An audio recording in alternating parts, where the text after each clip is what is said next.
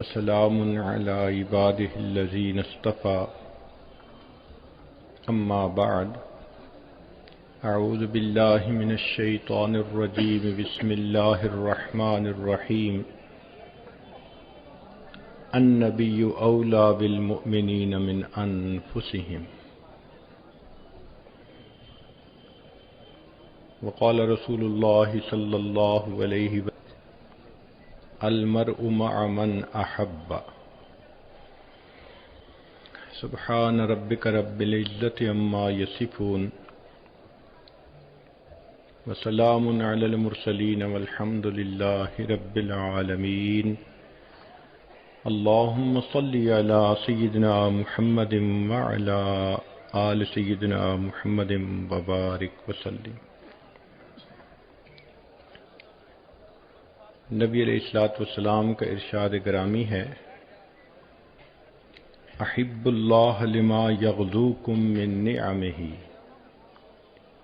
تم اللہ رب العزت سے محبت کرو کہ اس نے تمہیں کھانے کے لیے کیا کیا نعمتیں عطا فرمائیں۔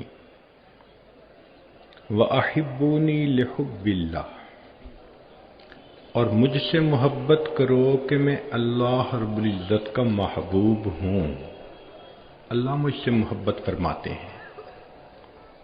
نبی علیہ الصلوۃ والسلام کی محبت ایمان کا حصہ ہے، اس کے بغیر کوئی انسان مومن نہیں ہو سکتا۔ نہ جب تک کٹمرو میں خواجہ یثرب کی عزت پر خدا شاہد ہے کامل میرا ایمان ہو نہیں سکتا۔ نماز اچھی ہے، حج اچھا، زکوٰۃ اچھی، صوم اچھا، مگر میں باوجود اس کے مسلمان ہو نہیں سکتا۔ تو نبی علیہ الصلوۃ والسلام کے ساتھ ایک قلبی محبت کا ہونا یہ ہر مومن کی صفت ہوتی ہے۔ نبی علیہ السلام نے ارشاد فرمایا، لا یؤمن احدکم حتی اکون احب الیہ من والدہ وولدہ والناس اجمعین، کہ تم میں سے کوئی شخص اس وقت تک مومن نہیں ہو سکتا جب تک میں اس کو اس کے والد سے، اولاد سے، تمام دنیا کے انسانوں سے زیادہ محبوب نہ ہو جاؤں۔ ایک حدیث پاک میں ارشاد فرمایا، ثلاث من کن فیہ وجد حلاوۃ الایمان، تین چیزیں ایسی ہیں کہ جس بندے میں ہوں اس کو ایمان کی حلاوت آئے گی۔ ان میں سے ایک، ان یکون اللہ ورسولہ احب الیہ مما سواہما، کہ اللہ اور اس کے رسول صلی اللہ علیہ وسلم باقی تمام جہان سے زیادہ اس کو محبوب ہو جائیں۔ سیدنا عمر بن الخطاب رضی اللہ عنہ حاضر ہوئے،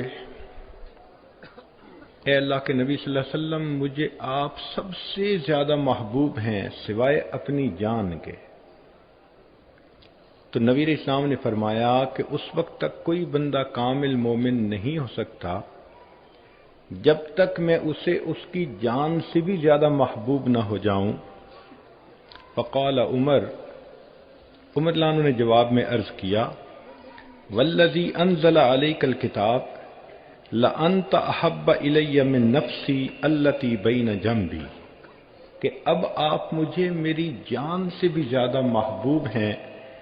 فقال النبی صلی اللہ علیہ وسلم، نبی علیہ السلام نے ارشاد فرمایا، الآن یا عمر، اب تجھے ایمان کا کامل رتبہ نصیب ہو گیا۔ طالب علم کے ذہن میں سوال آتا ہے کہ اگر ہم نبی علیہ الصلوۃ والسلام سے اس قدر ٹوٹ کر محبت کریں کہ وہ ہمیں ساری دنیا سے زیادہ عزیز ہو جائیں، تو اس پر ملے گا کیا؟ حدیث مبارکہ ہے، ان انس رضی اللہ تعالی عنہ ان رجلا اتى النبي صلی اللہ علیہ وسلم فقال متى الساعة، ایک نوجوان نبی علیہ السلام کی خدمت میں حاضر ہوا اور اس نے آ کے یہ کوشچن پوچھا کہ اے اللہ کے حبیب صلی اللہ علیہ وسلم قیامت کب آئے گی؟ فقال، رسول اللہ صلی اللہ علیہ وسلم نے ارشاد فرمایا، ما عادت لہا، تم نے قیامت کے لیے کیا تیاری کر رکھی ہے؟ قال، اس نے جواب میں عرض کیا، ما عادت لہا من کثیر صلاۃ ولا صوم ولا صدقۃ ولکنی احب اللہ ورسولہ۔ اے اللہ کے حبیب صلی اللہ علیہ وسلم، بہت زیادہ نمازیں، روزے اور صدقے والی عبادتیں تو نہیں میں نے کی، ہاں اتنی بات پکی ہے کہ میں اللہ اور اس کے رسول صلی اللہ علیہ وسلم سے بہت زیادہ محبت کرتا ہوں۔ قال، نبی علیہ السلام نے جواب میں فرمایا، انت مع من احببت، تو جنت میں اسی کے ساتھ ہوگا جس سے تجھے محبت ہوگی۔ صحابہ رضی اللہ عنہم کہتے ہیں کہ اس حدیث پاک کو سن کر ہمیں اتنی خوشی ہوئی کہ اتنی خوشی کسی اور بات پر ہمیں نہیں ہوئی تھی۔ چنانچہ ایک اور صحابی آئے، کہنے لگے، یا رسول اللہ، اے اللہ کے حبیب صلی اللہ علیہ وسلم، لَأَنْتَ أَحَبُّ إِلَيَّ مِنْ أَهْلِي وَمَالِي، آپ مجھے میرے اہل خانہ سے، میرے مال سے زیادہ محبوب ہیں۔ وَإِنِّي لَأَذْكُرُكَ، اور جب کبھی میں آپ کو یاد کرتا ہوں، فَمَا أَصْبِرُ حَتَّى أَجِيءَ فَأَنظُرَ إِلَيْكَ، مجھ سے رہا نہیں جاتا، آپ کی یاد تڑپاتی ہے تو میں آپ کی خدمت میں حاضر ہوتا ہوں اور آپ کی زیارت سے اپنی آنکھوں کو میں ٹھنڈا کر لیتا ہوں۔ وَإِنِّي ذَكَرْتُ مَوْتِي وَمَوْتَكَ، اور میں یہ بھی سوچتا ہوں کہ ایک دن مجھے بھی موت آنی ہے اور ایک دن آپ نے بھی پردہ فرمانا ہے۔ فَعَرَفْتُ أَنَّكَ إِذَا دَخَلْتَ الْجَنَّةَ رَفَعْتَ مَعَ النَّبِيِّينَ، اور یہ بھی میں سوچتا ہوں کہ آپ جنت میں جائیں گے تو آپ کا درجہ تو انبیاء کے ساتھ اونچا ہوگا، اور میں جنت میں پہنچ گیا تو نیچے ہوں گا۔ تو کہنے کا مقصد یہ تھا، اے اللہ کے نبی صلی اللہ علیہ وسلم، نیچے والا تو اوپر جا نہیں سکتا، اگر میں جنت میں آپ کا دیدار نہیں کر سکوں گا تو مجھے جنت میں مزہ ہی کیا آئے گا۔ اس سے اندازہ لگائیے کہ صحابہ رضی اللہ عنہم کے دلوں میں نبی علیہ الصلوۃ والسلام کی کیسی محبت تھی۔ آج تو حور و قصور کے نام پہ ہی نوجوان خوش پھرتے ہیں، اور صحابہ رضی اللہ عنہم کی یہ حالت تھی کہ وہ کہتے تھے کہ جنت میں اگر آقا صلی اللہ علیہ وسلم کا دیدار نہ کر سکے تو جنت میں مزہ ہی کیا آئے گا۔ تو بہت بڑا اجر ہے کہ اس محبت کی وجہ سے انسان کو نبی علیہ الصلوۃ والسلام کے قدموں میں جگہ ملے گی۔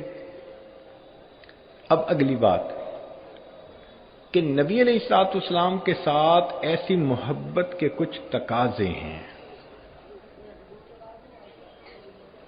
یہ نہیں کہ فقط زبان سے انسان کہے کہ جی مجھے محبت ہے، اس کی کوئی دلیل بھی ہونی چاہیے۔ چنانچہ علماء نے اس کی چند باتیں کھول کر بیان کی ہیں کہ اگر کسی کو نبی علیہ السلام سے محبت ہے تو سب سے پہلی بات توقیرہ و تقدیرہ علیہ الصلاۃ والسلام، سب سے پہلی بات کہ وہ شخص نبی علیہ الصلوۃ والسلام کی بہت زیادہ عزت کرے گا، اکرام کرے گا، ادب کرے گا۔ اللہ تعالیٰ ارشاد فرماتے ہیں، انا ارسلناک شاہدا ومبشرا ونذیرا لتؤمنوا باللہ ورسولہ وتعزروہ وتوقروہ وتسبحوہ بکرۃ واصیلا۔ چنانچہ صحابہ رضی اللہ عنہم کا یہ حال تھا کہ نبی علیہ الصلوۃ والسلام کی صحبت میں اتنے ادب کے ساتھ بیٹھتے تھے کہ ایک صحابی کہتے ہیں، اتیت النبی صلی اللہ علیہ وسلم واصحابہ حولہ کانما علی رؤوسہم الطیر، کہ صحابہ نبی علیہ السلام کے گرد اس طرح با ادب بیٹھے تھے جیسے ان کے سروں کے اوپر کوئی پرندہ بیٹھا ہوا۔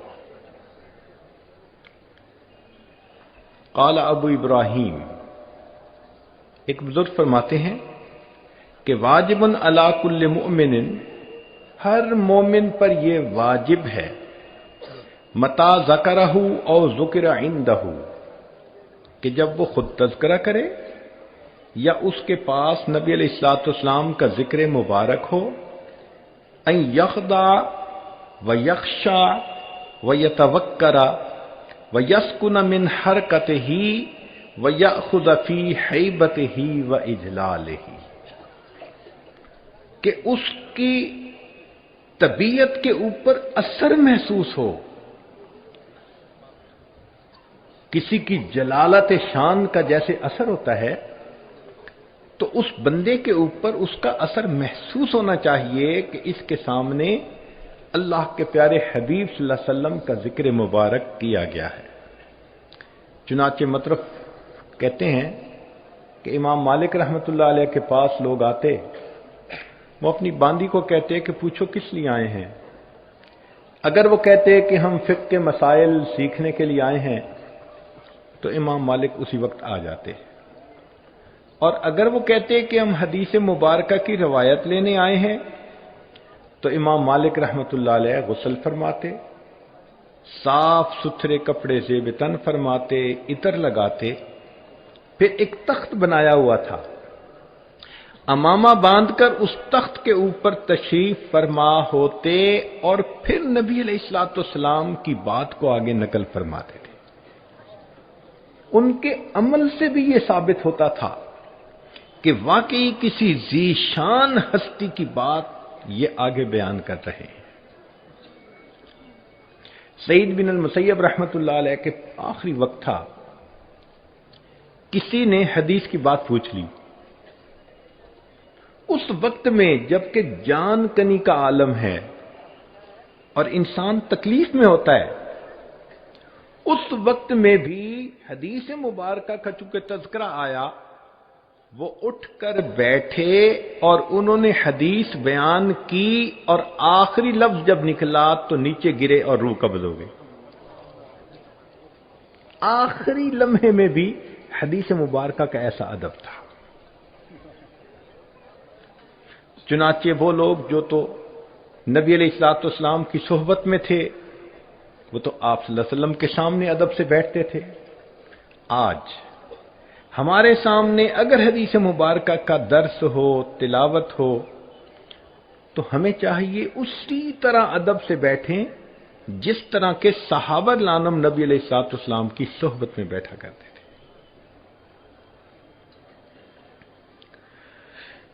عبداللہ بن مبارک رحمۃ اللہ علیہ بڑے محدث گزرے ہیں، امام اعظم ابو حنیفہ رحمۃ اللہ علیہ کے خصوصی شاگرد تھے۔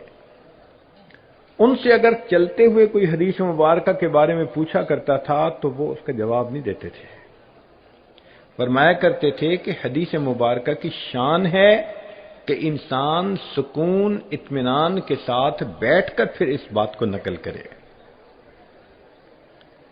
امام مالک رحمۃ اللہ علیہ حدیث مبارکہ کا اتنا ادب کرتے تھے کہ ایک مرتبہ بچھو نے انہیں کئی مرتبہ ڈنگ لگایا، چہرے کا رنگ متغیر ہوتا رہا مگر انہوں نے مجلس برخاست نہیں کی، حدیث مبارکہ کو درمیان میں نہیں چھوڑا، پورا مکمل کیا۔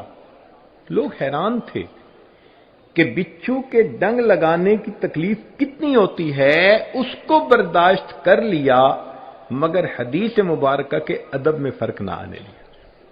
اس ادب کا یہ انعام ملا کہ امام مالک رحمۃ اللہ کے حالات زندگی میں لکھا ہے کہ ان کی حدیث مبارکہ کی خدمت کی زندگی میں ایک رات کے سوا باقی ہر رات ان کو نبی علیہ السلام کا دیدار ہوا کرتا تھا۔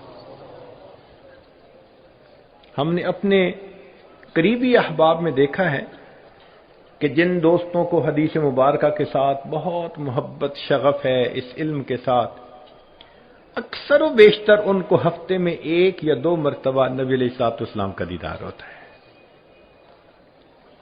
اور جو بچے دور حدیث میں ہوں وہ اگر دورے کا سال تقوی کے ساتھ گناہوں سے بچ کر ادب کے ساتھ گزاریں تو عمومی طور پر اللہ رب العزت کے حبیب صلی اللہ علیہ وسلم کا اس سال میں دیدار ضرور ہوتا ہے۔ امام جعفر صادق رحمۃ اللہ علیہ بڑے ہنسمکھ تھے، خوش طبعی بھی کر لیتے تھے۔ جب ان کے سامنے حدیث مبارکہ کا تذکرہ آتا تو ان کا چہرہ ایسے ہوتا تھا جیسے کسی نے ان کے خون کو نچوڑ لیا ہو۔ کسی نے امام مالک رحمۃ اللہ علیہ سے کہا کہ آپ بہت زیادہ حدیث پاک کا ادب کرتے ہیں، تو فرمانے لگے کہ میں نے سید القراء محمد بن منقدر کو دیکھا کہ ان کے سامنے حدیث مبارکہ کا تذکرہ ہوتا تھا، وہ اتنا روتے تھے کہ ہمیں ان کی حالت دیکھ کر ان پر ترس آنے لگ جاتا تھا۔ دوسرا تقاضا محبت کا عدم التقدیم بین یدیہ وغض الصوت عندہ، کہ نبی علیہ الصلوۃ والسلام سے انسان تقدم نہ کرے اور ان کی آواز سے اپنی آواز کو بلند نہ کرے۔ چنانچہ صحابہ رضی اللہ عنہم اس کا بہت لحاظ کرتے تھے اور اپنی آوازوں کو پست رکھتے تھے۔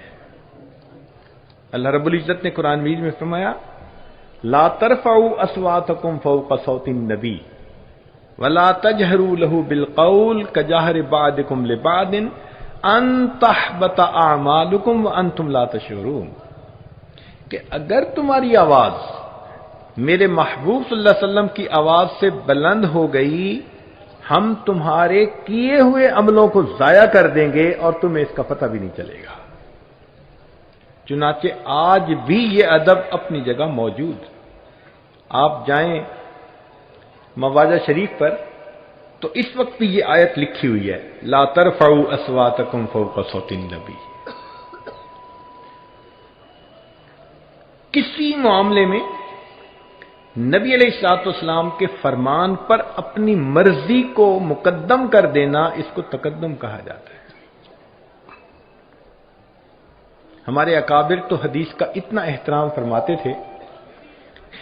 امام مالک رحمۃ اللہ علیہ نے فرمایا کہ اگر میرے کسی فتویٰ کے مقابلے میں کسی شخص کو نبی علیہ الصلوۃ والسلام کی کوئی ضعیف حدیث بھی مل جائے تو اس کو چاہیے میرے قول کو چھوڑ کر محبوب صلی اللہ علیہ وسلم کی اس حدیث پر عمل کرے۔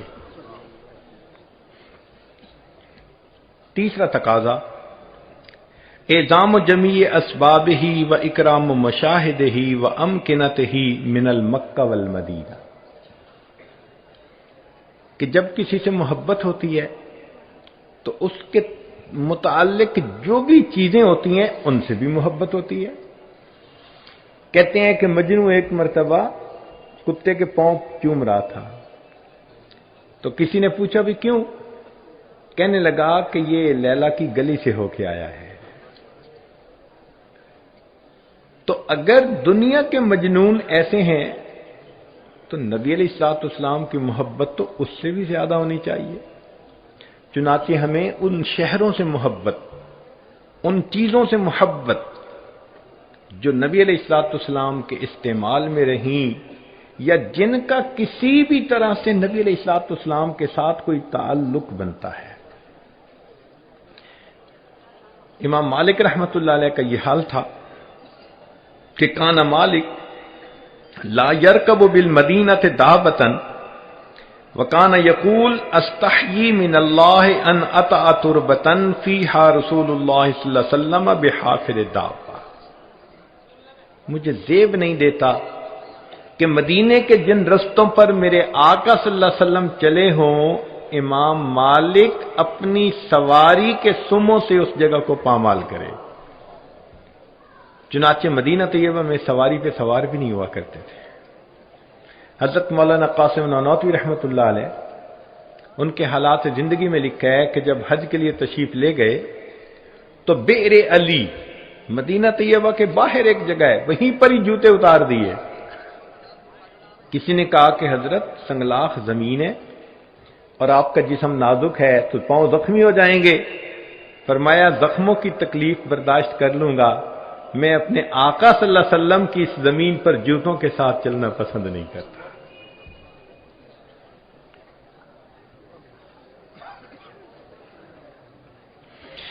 امام مالک رحمۃ اللہ علیہ کو کسی نے آ کر ایک کمان دکھائی اور یہ کہا کہ یہ کمان نبی علیہ الصلوۃ والسلام کے استعمال میں رہی ہے۔ قال مالک، امام مالک رحمۃ اللہ فرماتے ہیں ما مسست القوس بیدی الا علی طہارۃ منذ بلغنی ان النبی صلی اللہ علیہ وسلم اخذ القوس بیدہ، کہ جب مجھے پتہ چلا کہ نبی علیہ الصلوۃ والسلام نے اس کمان کو اپنے ہاتھوں میں پکڑا ہے، میں نے اس کے بعد اس کمان کو کبھی بے وضو ہاتھ نہیں لگایا۔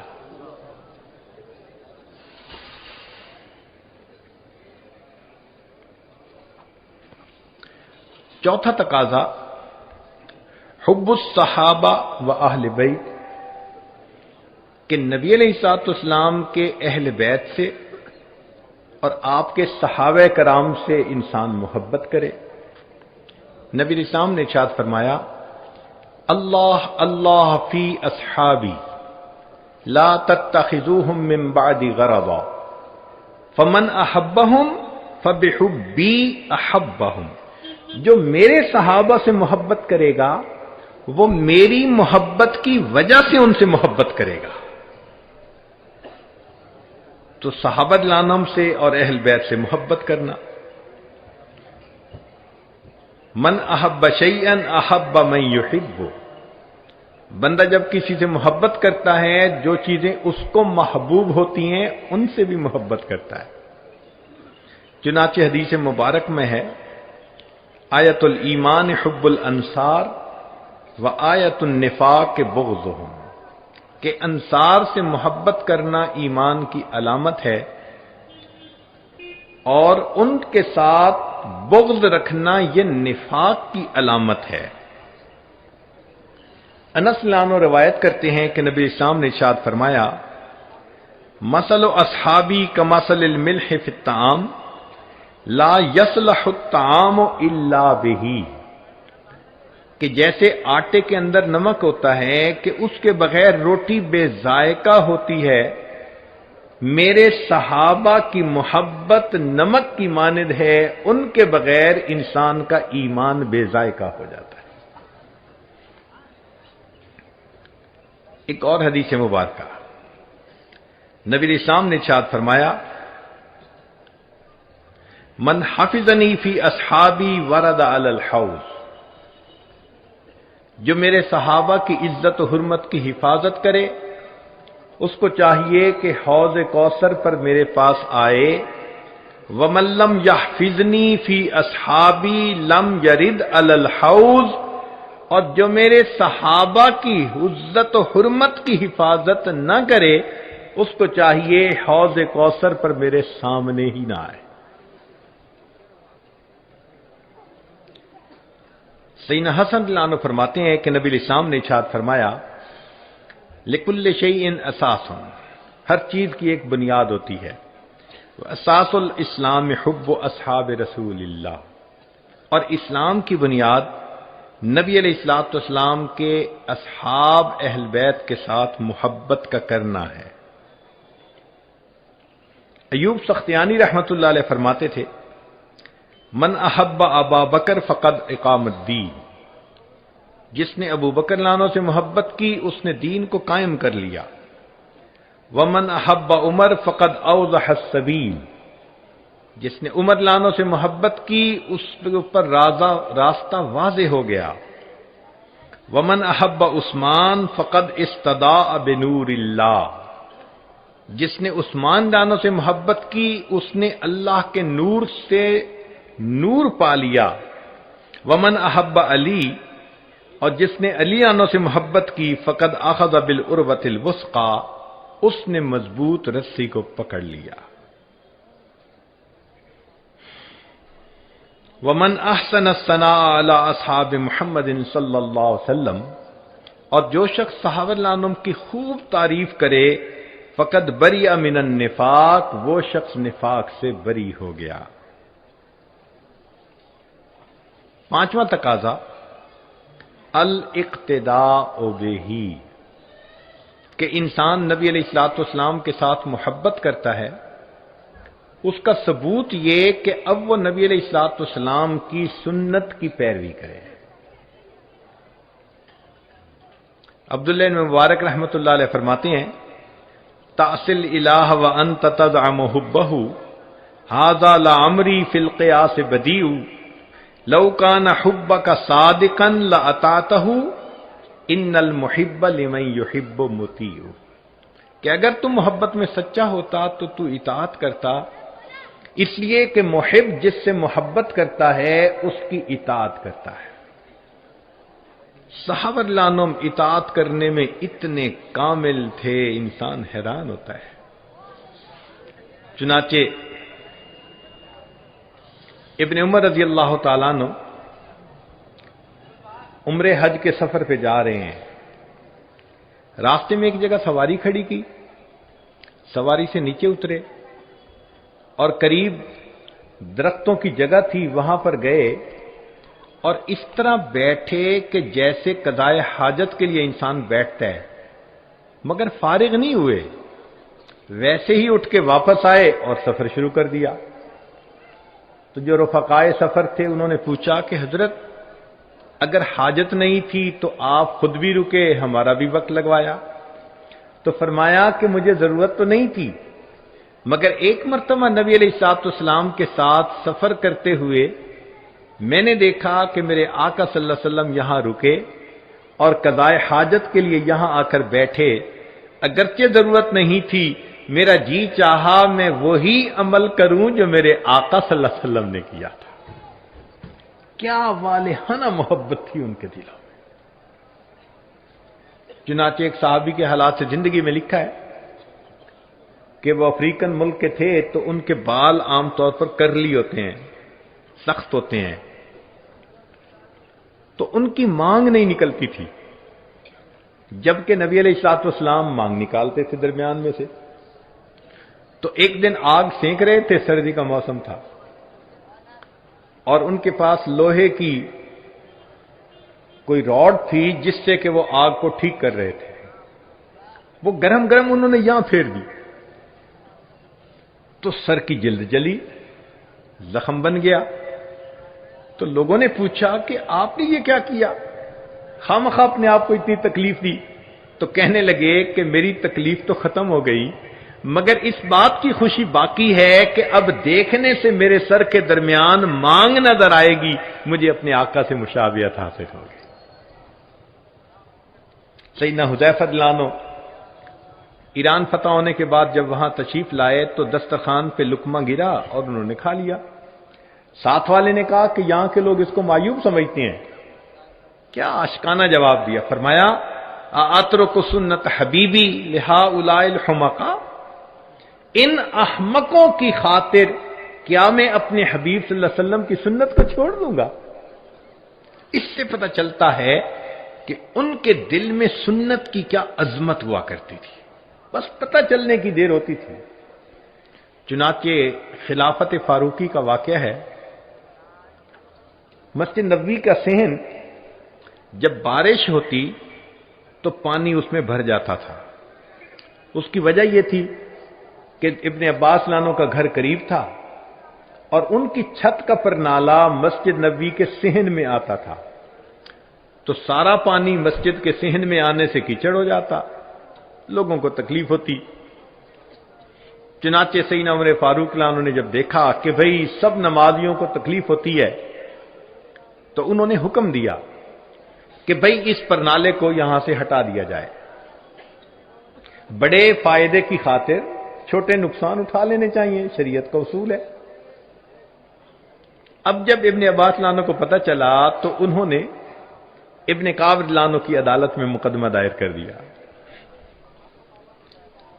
ابن کعب لانوں نے بلا لیا، آپ اندازہ لگائیے امیر المومنین بھی وہیں کھڑے ہیں اور ابن عباس لانو بھی وہاں کھڑے ہیں.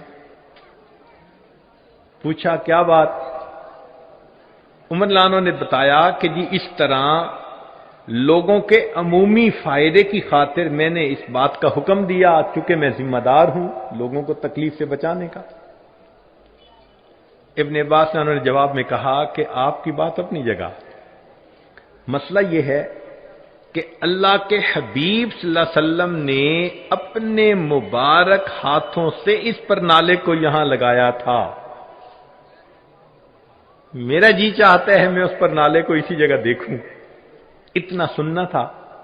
عمر فاروق لانو نے کہا کہ بدکاب لانو آپ فیصلہ کر دیجئے کہ پرنالہ اپنی جگہ پر لگے گا، مگر فرق یہ ہوگا کہ اب عمر فاروق وہاں جائے گا اور رکوع کی حالت میں کھڑا ہوگا اور ابن عباس میری کمر پر سوار ہو کر اس پر نالے کو فکس کریں گے جس کو میرے آقا صلی اللہ علیہ وسلم نے فکس کیا.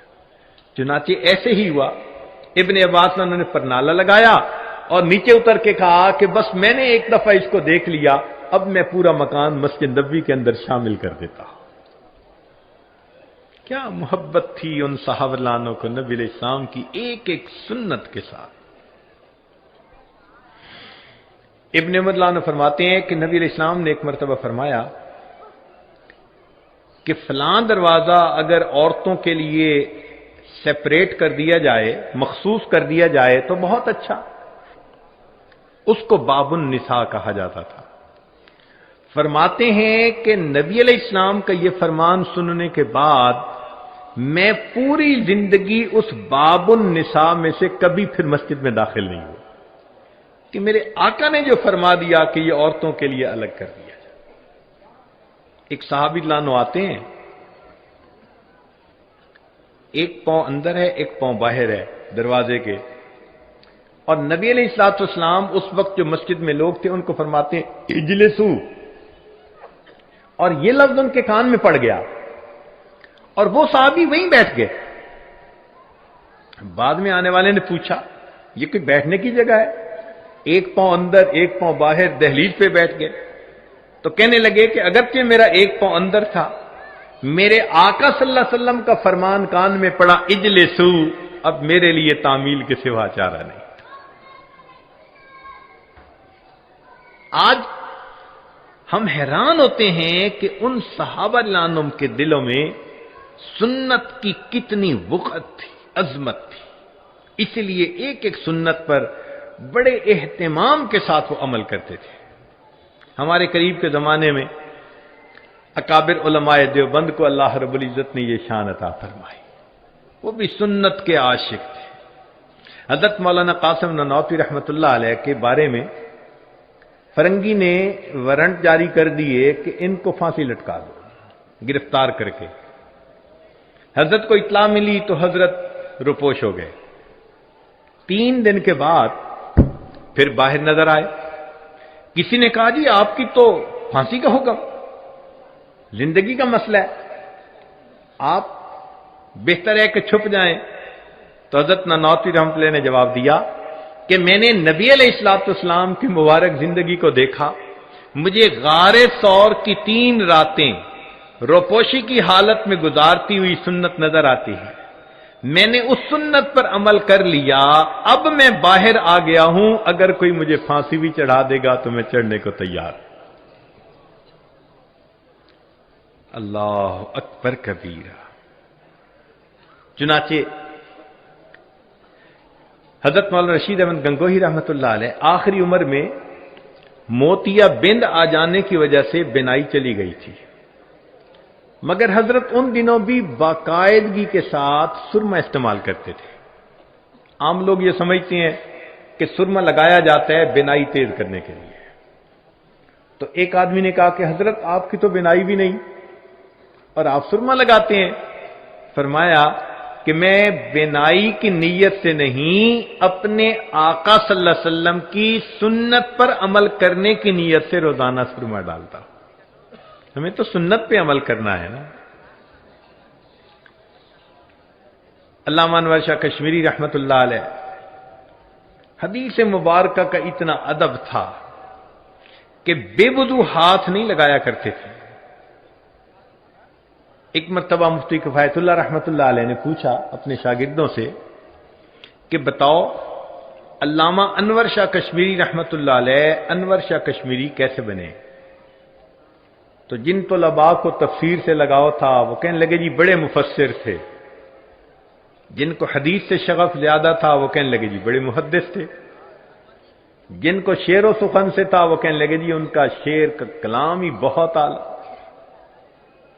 حضرت خاموش رہے۔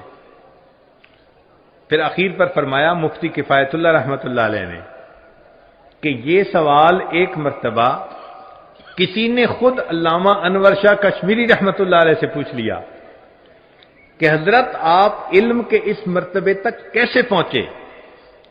تو انہوں نے جواب دیا کہ مجھے اللہ نے اتنا ادب دیا کہ میں بے وضو کبھی حدیث پاک کی کتاب کو ہاتھ نہیں لگاتا، اور کتابوں کے رکھنے میں بھی ان کے درجے کا خیال رکھتا ہوں۔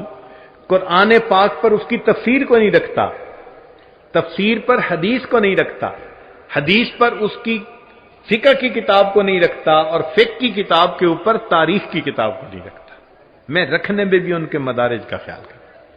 پھر فرمانے لگے کہ میں بخاری شریف جب بیٹھ کر پڑھتا ہوں تو اکثر لوگ بخاری شریف کا حاشیہ پڑھنے کے لیے بخاری شریف کتاب کو اپنا تحت بناتے ہیں۔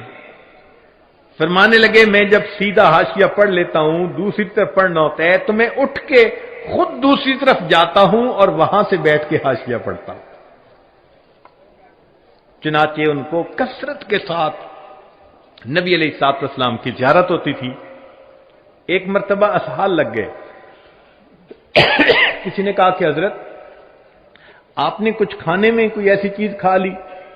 فرمان لگے نہیں، چند دن سے زیارت نہیں ہوئی، اس خوف سے اسحال لگ گئے کہ میری کسی کوتاہی کی وجہ سے اس نعمت سے مجھے محروم نہ کیا گیا۔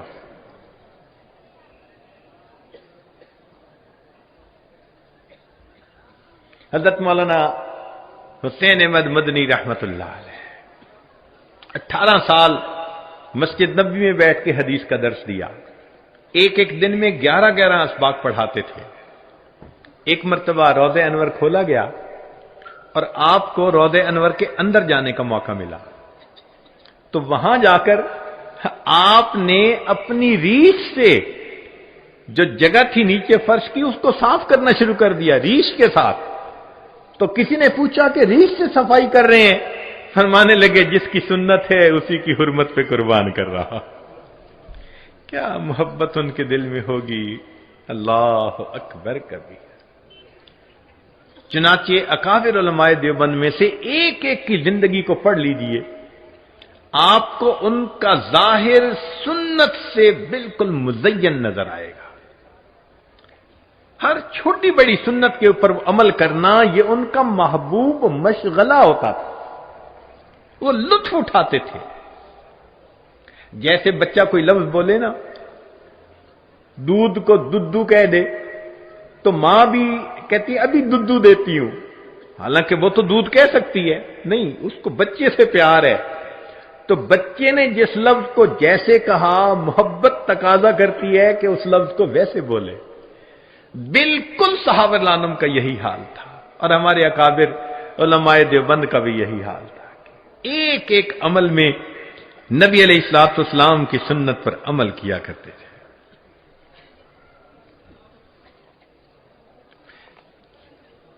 چھٹی علامت بغض من ابغض اللہ ورسولہ، جو بندہ اللہ اور اس کے رسول صلی اللہ علیہ وسلم سے بغض رکھے تو دل میں ان کے خلاف بغض رکھنا، محبت کرنے والوں سے محبت کرنا اور بغض رکھنے والوں سے بغض رکھنا۔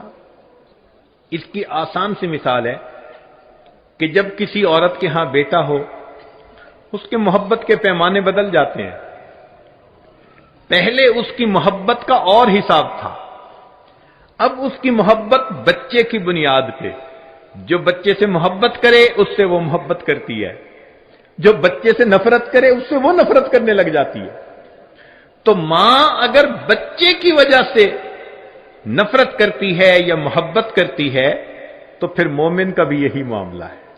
جو نبی علیہ السلام سے محبت کرے ان کے ساتھ محبت کا تعلق رکھنا، اور جو نفرت کرے ان کے ساتھ نفرت کا معاملہ کرنا. ام حبیبہ رضی اللہ تعالیٰ عنہا نبی علیہ الصلوۃ والسلام کی زوجہ ہیں. ان کے والد آتے ہیں مکہ مکرمہ سے کوئی پیغام لے کے. سوچنے لگے چلو میں بیٹی کے ہاں ہوتا جاؤں. آئے، جب بستر پر بیٹھنے لگے تو ام حبیبہ دلانہ نے فوراً بستر کو لپیٹ دیا. تو باپ نے کہا کہ بیٹی، باپ کے آنے پہ بستر بچھایا کرتے ہیں، بستر لپیٹا نہیں کرتے، تم نے یہ کیا کیا؟ تو انہوں نے جواب دیا، آپ کی بات اپنی جگہ سچی، مگر مجھے زیب نہیں دیتا کہ یہ میرے آقا صلی اللہ علیہ وسلم کا بستر ہو اور اس کے اوپر ایک مشرک آ کر بیٹھ جائے.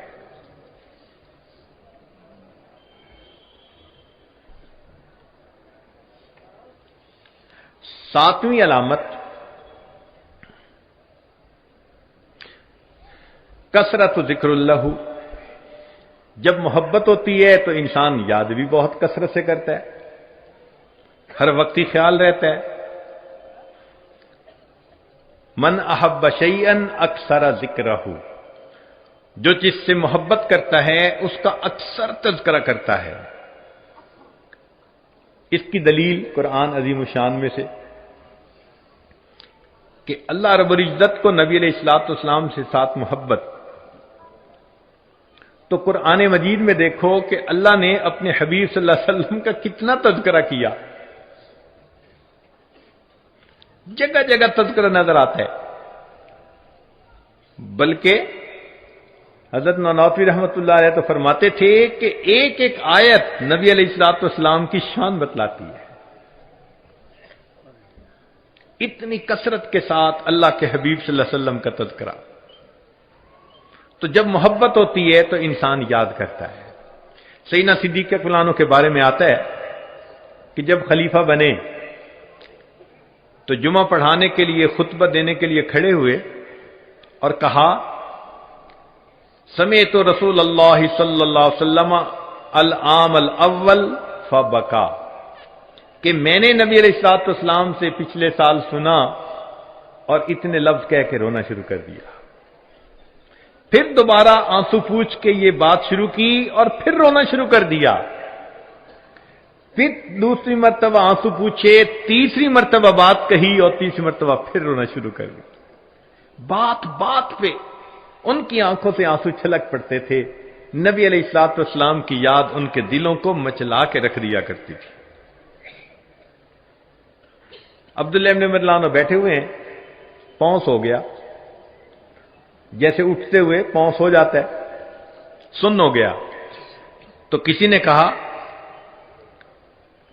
کہ اذکر احب الناس الیک یذل عنک، کہ آپ کو جس سے سب سے زیادہ محبت ہے اس کا نام لیجئے تو یہ کیفیت ختم ہو جائے گی.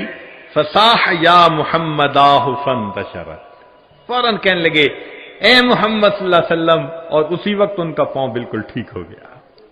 بے اختیار دل سے، یعنی زبان سے وہ لفظ نکلا جس سے واقعی ان کو بہت محبت تھی. صحابہ رضوان جب ایک دوسرے سے ملتے تھے تو وہ نبی علیہ الصلوۃ والسلام کی باتیں اس طرح سناتے تھے جیسے آج کل کے دور میں لوگ ملتے ہیں ایک دوسرے کو آئس کریم کی پیشکش کیا کرتے ہیں.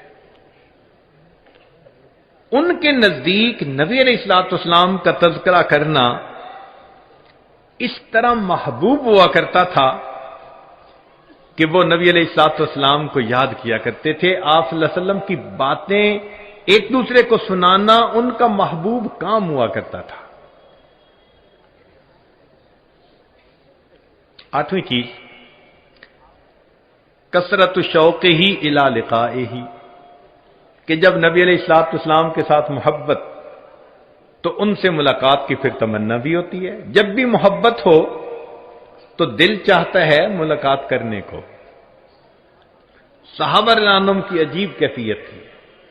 نبی علیہ الصلوۃ والسلام نے ایک بوڑھے میاں کو دیکھا کہ وہ آتے ہیں خاموشی کے ساتھ بیٹھے رہتے ہیں، پھر اٹھ کے چلے جاتے ہیں۔ پوچھا کہ آپ کا کیا حال؟ اے اللہ کے حبیب صلی اللہ علیہ وسلم، میں اپنے گھر میں ہوتا ہوں اور جب مجھے آپ کی یاد آتی ہے تو میں آ کے مجلس میں حاضر ہو کر بیٹھتا ہوں، آپ کے چہرے انور کا جی بھر کے دیدار کرتا ہوں اور پھر خاموشی سے اٹھ کے واپس چلا جاتا ہوں۔ میں آتا ہی دیدار کرنے کے لیے۔ چنانچہ کئی صحابہ تھے کہ نبی علیہ السلام کا پردہ فرمانے کے بعد جنہوں نے دعا مانگی کہ اللہ، یہ آنکھیں تو تھیں آقا صلی اللہ علیہ وسلم کے دیدار کے لیے، جب انہوں نے پردہ کر لیا اللہ بے شک ہماری بینائی کو زائل کر دیجیے۔ بعض صحابہ نے قسمیں کھائی ہوئی تھی، ہم صبح اٹھیں گے تو سب سے پہلے نبی علیہ السلام کا دیدار کریں گے۔ معلوم نہیں انہوں نے قسمیں کیسے پوری کی ہوں گی، اتنی محبت تھی ان کو نبی علیہ السلام سے۔ چنانچہ ایک مرتبہ نبی علیہ السلام نے دعا مانگی، اللہ مجھے میرے احبا سے جلدی ملا دینا۔ ثوبان رضی اللہ عنہ آپ کے غلام بے نام عرض کرنے لگے، اے اللہ کے حبیب صلی اللہ علیہ وسلم، ہم آپ کے غلام ہیں، ہر وقت حاضر خدمت ہیں، آپ کن کے لیے یہ دعا مانگ رہے تھے کہ اللہ مجھے میرے احبا سے جلدی ملا دینا؟ نبی علیہ السلام نے فرمایا، ثوبان تمہاری محبت بڑی قدر و قیمت والی ہے، مگر تم نے میرا دیدار کیا، تم نے جبریل علیہ السلام کو اترتے دیکھا، قرآن اترتے دیکھا۔ میں جن کے لیے دعا کر رہا تھا ثوبان یہ وہ لوگ ہیں جو قرب قیامت میں پیدا ہوں گے، انہوں نے مجھے نہیں دیکھا ہوگا، ہاں وہ اپنے علماء سے میرے تذکرے سنیں گے، اور فقط تذکرے سن کر ان کو مجھ سے اتنی محبت ہوگی کہ اگر ان کو اختیار دیا جاتا کہ اپنی اولادوں کو بیچ کر میرا دیدار کرتے تو وہ ایسا کر گزرتے۔ میں ان کے لیے دعا کر رہا ہوں، اللہ مجھے ان احبا سے جلدی ملا دینا۔ ابو ہریرہ عنہ فرماتے ہیں کہ نبی صاحب نے فرمایا، من اشد امتی لی حبن ناس یکونون بعدی یود احدہم لو رآنی باہلہ ومالہ۔ تو واقعی جن کو محبت ہوتی ہے ان کا ایسا ہی دستور ہوتا ہے۔ عبدہ رضی اللہ عنہ ایک صحابی ہیں، فرماتی ہیں کہ میرے والد خالد بن میدان جب بستر پر رات کو سونے کے لیے آتے تو نبی علیہ السلام اور صحابہ کو یاد کرتے اور کہتے کہ ہم اصلی و فصلی و الیہم یحن قلبی طال شوقی الیہم فاجل رب قبضی الیک۔ وہ میرے اصل تھے، فصل تھے، اے اللہ میرا دل اداس ہے، جلدی میری روح کو قبض کر لے، مجھے ان کے ساتھ واصل کر دے۔ یہ محبت ہوتی ہے انسان۔ چنانچہ سیدنا عمر رضی اللہ تعالیٰ عنہ کی محبت کا اندازہ لگائیے۔ ایک مرتبہ رات کا وقت ہے اور وہ مدینہ طیبہ کی گلیوں میں راؤنڈ کر رہے ہیں، ایک دروازے پر ان کو تھوڑی آواز آئی، سننے کے لیے کھڑے ہو گئے۔ محسوس ہوا کہ کوئی بڑی عمر کی عورت ہے اور وہ نبی علیہ السلام کی محبت میں اشعار پڑھ رہی ہے۔ سنتے رہے، دل مچل اٹھا۔ جب بوڑھی عورت نے اشعار مکمل کیے تو عمر فاروق اللہ نے دروازہ کھٹکھٹایا۔ بوڑھی عورت نے پوچھا کہ کس نے دروازہ کھٹکھٹایا؟ جواب دیا، عمر فاروق امیر المومنین، رات کے اس وقت میں مجھ بڑھیا کے دروازے پر آپ کیسے آئے؟ فرمانے لگے کہ میں ایک تمنا اور فریاد لے کے آیا ہوں، تم اس کو پورا کر سکتی ہو۔ بوڑھی عورت نے دروازہ کھولا، امیر المومنین تشریف لائیے۔ عمر فاروق عنہ داخل ہوتے ہیں اور زمین پر بیٹھ جاتے ہیں۔ بڑھیا کہتی ہے بستر پہ بیٹھیں۔ فرماتے ہیں میں بستر پر نہیں بیٹھوں گا جب تک آپ میری تمنا کو پورا نہیں کریں گی۔ اس نے کہا کہ میں بوڑھی عورت کس تمنا کو پورا کر سکتی ہوں؟ تو کہا کہ آپ ابھی نبی علیہ السلام کی محبت میں جو اشعار پڑھ رہی تھی اس کے آخری شعر کے معنی یہ تھے کہ اللہ مجھے جنت میں اپنے محبوب صلی اللہ علیہ وسلم کے ساتھ اکٹھا کر دینا۔ میری فریاد یہ ہے اپنے شعر میں تھوڑی سی ترمیم کر کے یوں پڑھ دو، اللہ مجھے اور عمر فاروق کو جنت میں اپنے محبوب کے ساتھ اکٹھا کر دے۔ کیا محبت تھی ان کے دلوں میں نبی علیہ الصلوۃ والسلام۔ اللہ اکبر کبیر۔ سیدنا بلال رضی اللہ تعالیٰ عنہ ایک رات شام اپنے گھر میں سوئے ہوئے ہیں، نبی علیہ الصلوۃ والسلام کا دیدار ہوا۔ آپ صلی اللہ علیہ وسلم نے فرمایا، بلال کتنی سرد مہری ہے، اتنا عرصہ ہوا ملاقات کوئی نہیں آتے۔ اسی وقت اٹھے، بیوی کو کہا کہ فوراً تیاری کرو، چنانچہ سفر پہ چل پڑے۔ اللہ کی شان کہ وہ بالآخر مدینہ طیبہ پہنچے، نبی علیہ الصلوۃ والسلام کی خدمت میں حاضری دی، سلام پڑھا مواجہ شریف پر۔ نماز کا وقت ہو گیا۔ نماز کے وقت صحابہ رضی اللہ عنہم نے کہا کہ جی آپ اذان دیں۔ فرمانے لگے کہ جب میں اذان دیتا تھا، اشہد ان محمد رسول اللہ جب کہتا تھا، تو میں آقا صلی اللہ علیہ وسلم کے چہرے انور کا دیدار کرتا تھا۔ اب اگر پڑھوں گا اور میں دیدار نہ کر سکوں گا تو مجھ سے یہ برداشت نہیں ہو سکے گا، لہذا میں اذان نہیں دیتا۔ کہتے ہیں کہ محبوب صلی اللہ علیہ وسلم کے پردہ فرمانے کے بعد بلال عنہ نے صرف 2 مرتبہ بعد میں اذان دی۔ ایک جب بیت المقدس فتح ہوا تو عمر فاروق عنہ نے کہا کہ جی چاہتا ہے کہ آپ نبی علیہ السلام کے مؤذن، آپ اس قبلے میں بھی وہی اذان سنائیں۔ تو امیر المومنین کے حکم کی وجہ سے وہاں اذان دی، اور دوسرا موقع یہ تھا۔ صحابہ کو تو انکار کر دیا، اتنے میں شہزادے آگے حسن حسین رضی اللہ عنہ، انہوں نے کہا جی کہ جی چاہتا ہے کہ نانا جان کے زمانے کی اذان سنے۔ اب ان کی فرمائش ایسی تھی کہ انکار کی گنجائش نہیں تھی، تو بلال عنہ اذان دینے مسجد نبی میں کھڑے ہوئے۔ وہ آواز جس کو صحابہ عنہ سنتے تھے اور آقا صلی اللہ علیہ وسلم کا دیدار کرتے تھے، آج وہی آواز آ رہی تھی۔ صحابہ حیران ہیں، محبوب کی یاد نے دلوں کو تڑپا کے رکھ دیا۔ مرد بھی رو رہے ہیں، قریب کے گھروں میں آواز گئی، عورتیں حیران کہ یہ آواز کہاں سے آ گئی۔ انہوں نے اپنے سروں پہ اپنے برقعے لیے، چادریں لی، اور وہ بھی آ گئیں۔ اب عورتیں گلی میں اس آواز کو سن کے رو رہی ہیں، مرد مسجد میں رو رہے ہیں۔ اور عجیب معاملہ اس وقت بنا جب اذان ختم ہوئی تو ایک عورت کے بیٹے نے اپنی ماں سے سوال کیا، اماں اتنے عرصے کے بعد بلال عنہ تو واپس آ گئے، بتا نبی علیہ الصلوۃ والسلام کب واپس آئیں گے؟ کہ یہ بتائیں کہ نبی علیہ الصلوۃ والسلام کب واپس آئیں گے؟ صحابہ عنہ نبی علیہ السلام کو اس طرح یاد کرتے تھے اور اس طرح رویا کرتے تھے۔ چنانچہ وفات کا وقت ہوا تو بلال رضی اللہ تعالیٰ عنہ کی بیوی نے کہا واہ حزناہ، فوراً کہنے لگے واہ ترباہ غدن القل محبت محمد بحزبہ، کتنی خوشی کی بات ہے، کل نبی علیہ الصلوۃ والسلام اور ان کے صحابہ کے ساتھ میری ملاقات ہو جائے گی۔ نواں تقاضا الشفقۃ علی امتہ والسعی فی مصالحہم کما کان صلی اللہ علیہ وسلم بالمؤمنین رؤوف الرحیم۔ محبت کا ایک تقاضا یہ بھی ہے کہ نبی علیہ الصلوۃ والسلام کو امت کے ساتھ محبت تھی، آپ رؤوف الرحیم تھے امت کے لیے، لہذا وہ رافت اور رحمت اس بندے کے دل میں بھی ہونی چاہیے جو نبی علیہ الصلوۃ والسلام کے ساتھ محبت کرتا ہے۔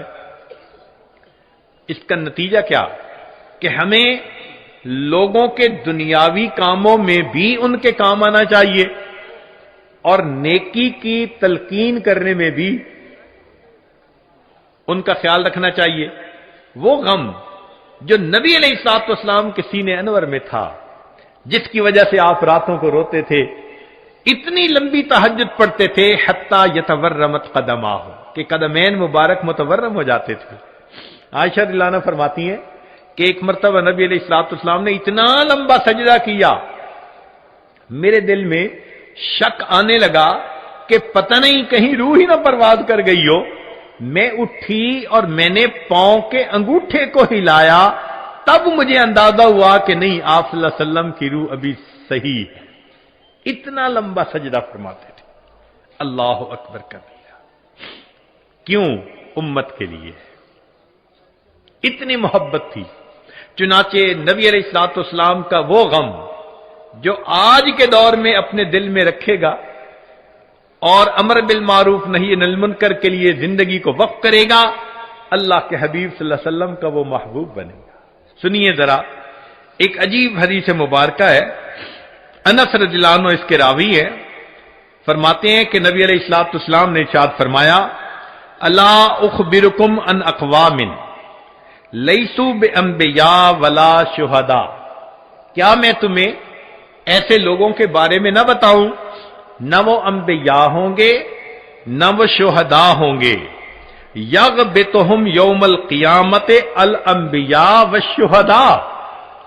قیامت کے دن ان پر انبیاء